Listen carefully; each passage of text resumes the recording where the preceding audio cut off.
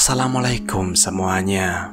Abu Sayyaf adalah salah satu kelompok teroris paling terkenal di Asia Tenggara yang berasal dari Filipina Selatan. Nama Abu Sayyaf punya arti pembawa pedang. Kelompok itu terkenal karena melakukan penculikan untuk tebusan dan serangan terhadap warga sipil dan tentara. Asal-usul Abu Sayyaf bermula dari pemberontakan separatis di Filipina Selatan, sebuah wilayah miskin di mana umat Muslim sebagai mayoritas. Berbeda dengan wilayah lain di negara tersebut yang sebagian besar beragama Katolik Roma. Kelompok itu memisahkan diri dari Front Pembebasan Moro pada tahun 1991 karena tidak setuju dengan kebijakan mengejar otonomi. Mereka ingin mendirikan negara Islam yang merdeka. Pendiri Abu Sayyaf Abdurrajak Abu Bakar Janjalani adalah seorang pendakwah Islam yang bertempur dalam Perang Soviet Afghanistan. Di sana dia bertemu dengan Osama bin Laden dan terinspirasi darinya. Al-Qaeda menyediakan dana dan pelatihan untuk kelompok tersebut saat pertama kali didirikan. Setelah Janjalani meninggal, kelompok tersebut pecah jadi dua jaringan yang para pemimpinnya meninggal pada tahun 2006 dan 2007. Sejak saat itu, Abu Sayyaf beroperasi dengan hubungan kekerabatan atau ikatan pribadi, tapi juga kadang-kadang bersaing satu sama lain. Pemenggalan sandera Malaysia Bernard Dent pada tahun 2015 misalnya terjadi akibat gagalnya negosiasi karena salah satu dari dua faksi yang menahannya menginginkan uang lebih besar dari yang diminta dan semua menuntut bagian uang tebusan. Kelompok itu diperkirakan beranggotakan sekitar 400 orang dan sejak 2014 beberapa faksinya telah menyatakan kesetiaan pada ISIS. Isnilon Habilon, salah satu pemimpin Abu Sayyaf yang paling menonjol, telah diakui sebagai pimpinan semua kelompok yang berafiliasi dengan ISIS. Dalam sejarahnya, para sandera Abu Sayyaf cenderung dibebaskan jika tebusan yang diminta dibayarkan, tapi mereka akan membunuh tawanan jika tuntutannya tidak dipenuhi. Pada tahun 2021, penculikan 18 warga negara Indonesia dan Malaysia juga telah memicu kekhawatiran bahwa wilayah maritim tersebut akan jadi Somalia baru.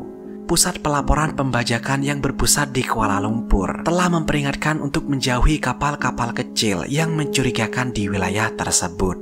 Indonesia dan Malaysia juga melakukan patroli bersama di Laut Sulu untuk mencegah insiden lain. Kelompok Abu Sayyaf juga sudah lama punya hubungan dengan kelompok militan terkemuka di Indonesia seperti Mujahidin Indonesia Timur dan Jemaah Islamiyah.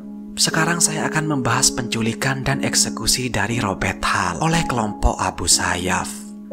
Robert Hall lahir di Kanada pada 5 November 1949. Lalu dia diculik oleh kelompok Abu Sayyaf di Filipina pada 21 September 2015 dan dipenggal 9 bulan kemudian di dekat Patikul, Sulu. Robert tinggal di Calgary, Alberta, tepatnya di distrik Midnapore. Dia punya 5 saudara. Selain menjadi tukang las, Robert juga seorang pilot berpengalaman dan aktor figuran. Saat berlibur ke Filipina pada 21 September 2015, kelompok Abu Sayyaf menculiknya di salah satu resort di Filipina Selatan. Tidak hanya Robert, ada 3 lainnya yang diculik, yaitu John Ritzel dari Kanada, Jartan Sekingstad dari Norwegia, dan Teresita Flor yaitu pacar Robert yang berkebangsaan Filipina, yang dibebaskan pada bulan yang sama ketika Robert dipenggal. Saat itu, kelompok Abu Sayyaf minta tebusan untuk kebebasan Robert setara 90 miliar. Tapi negosiasi pembebasannya gagal karena Kanada tidak mau membayar tebusan yang bagi mereka tidak masuk akal itu.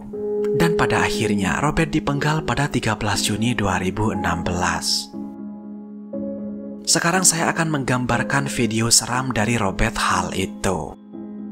Videonya berdurasi persis 1 menit yang direkam pada siang hari di hutan belantara. Terlihat pria duduk dengan tangan terikat ke belakang. Dia memakai baju orange yang biasa dipakai oleh korban-korban ISIS. Di belakangnya ada pria bersenjata, salah satunya memegang pisau. Pria dengan pisau itu memegang rambut korban. Setelah itu, pria dengan penutup bicara yang dalam bahasa Indonesia saya terjemahkan seperti ini. Aku memerangi manusia sampai mereka bersaksi bahwa tidak ada Tuhan selain Allah. Muhammad adalah utusan Tuhan dan menunaikan sholat dan membayar zakat. Jika mereka melakukan itu, mereka akan kehilangan darah dan uang dariku kecuali demi Islam, dan laknatlah mereka atas nama Tuhan.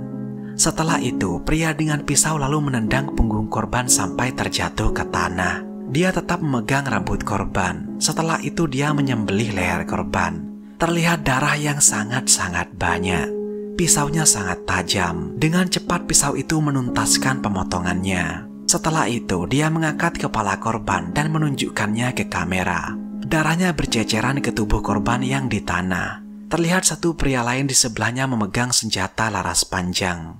Ada yang berbeda dengan video-video dari kartel Meksiko. Kalau kartel, biasanya mereka akan menggunakan penutup wajah. Tapi pada kelompok Abu Sayyaf, mereka dengan pedenya menunjukkan wajah mereka. Mungkin karena keyakinan bahwa mereka tidak akan kembali ke masyarakat umum lagi.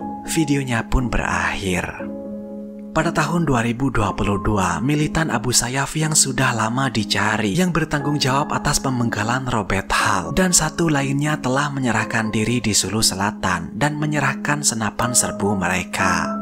Dua pelaku itu adalah Al-Mujer Yadah dan Bensito Cuitino.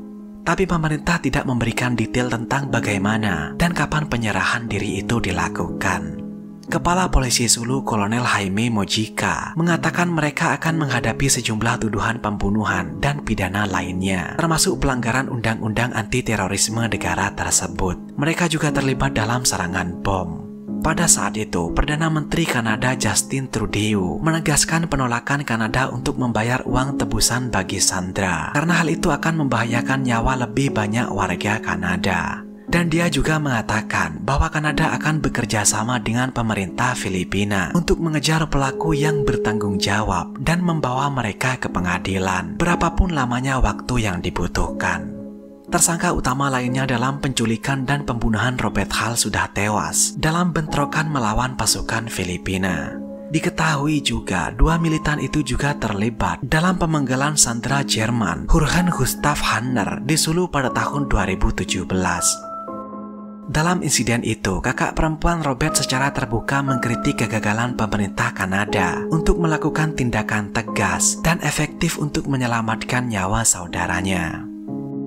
Menurut saya, uang tebusan setara 90 miliar adalah jumlah yang sangat besar di tahun itu. Tapi sebenarnya tidak ada harganya jika dibandingkan dengan nyawa seseorang.